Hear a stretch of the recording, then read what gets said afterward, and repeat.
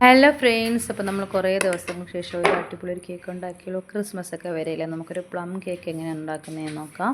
അത് നമ്മളൊരു പാത്രത്തിൽ പഞ്ചസാര മെൽറ്റ് ചെയ്യാൻ വെക്കണം. കുറച്ച് വെള്ളം കൂടി ഒഴിച്ച് മെൽറ്റ് ചെയ്യാൻ വെച്ചിട്ട് അത് അവിടെ നിന്ന് മെൽറ്റ് ആവട്ടെ. ഞാൻ കുക്കറിലാണ് ഉണ്ടാക്കുന്നത്.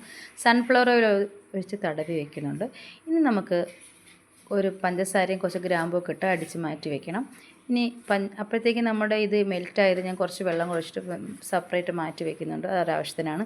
ഇതിനകത്ത് നമ്മൾ എല്ലാ മിക്സ് അണ്ടിപ്പരിപ്പ്, മുന്തിരി, പിന്നെ ഓറഞ്ചിൻ്റെ ഇത് ഗ്രേറ്റ് ചെയ്തത്, ടൂട്ടി ഫ്രൂട്ടി എല്ലാം നമ്മൾ ബദാം പരിപ്പൊക്കെ ഇടും. പക്ഷേ എൻ്റെ കയ്യിൽ ഇത്രയേ ഉള്ളൂ.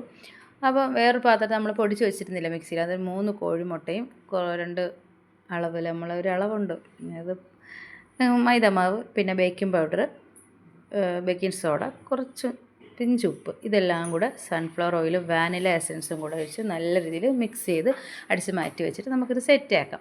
അപ്പോൾ നമ്മൾ ഈ ഡ്രൈ ഫ്രൂട്ട്സൊക്കെ വെച്ചിട്ടില്ലേ, അപ്പോൾ ഇതെല്ലാം കൂടെ വെച്ചിട്ട് മൈദാമാവിടെ മിക്സ് ഒഴിച്ച് നല്ലത് മിക്സ് ചെയ്തിട്ട് നമ്മൾ കുക്കറിലല്ലേ ഇത് ഉണ്ടാക്കുന്നത്. കുറച്ച് തേനും കൂടെ ഞാൻ ഒഴിക്കുന്നുണ്ട്, വേണമെങ്കിൽ മതി. അപ്പോൾ നമ്മളൊരു 30 മിനിറ്റ് മതിയാവും ഇത് വേവിക്കാൻ. അപ്പം നമ്മുടെ അത് ഇളക്കിയിട്ടൊന്ന് സൈഡ് സെറ്റാക്കി കൊടുത്തതാണ്. നമ്മുടെ കേക്ക് ഇവിടെ റെഡി ആയിട്ടുണ്ട്. ഒരബദ്ധം പറ്റിയെന്ന് വെച്ചാൽ നമ്മൾ മുകൾ ഭാഗം തുറന്ന് നോക്കുക, ഇപ്പോൾ ജസ്റ്റ് ഒന്ന് വെന്തതാണ്, പക്ഷേ അത് മുകളിൽ എന്തോ ഒരു വെളുത്ത് ഇതായിപ്പോയി. നുസ്ര ആണ് കട്ട് ചെയ്യുന്നത്.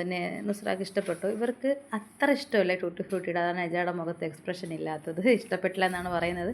പക്ഷേ ഇത് 2 ദിവസം വെച്ചിരുന്നിട്ട് കഴിക്കാനാണ് ടേസ്റ്റ്. ഇത് നല്ല സോഫ്റ്റായിപ്പോയി, ആവശ്യത്തിന് മധുരവും തന്നെ. ഞാൻ നിങ്ങൾക്ക് കാണിച്ചു തരാം. നല്ല ഇച്ചമ്പഴി നല്ല സോഫ്റ്റാണ്. അപ്പോൾ അടുത്ത വീഡിയോ വീണ്ടും കാണാം.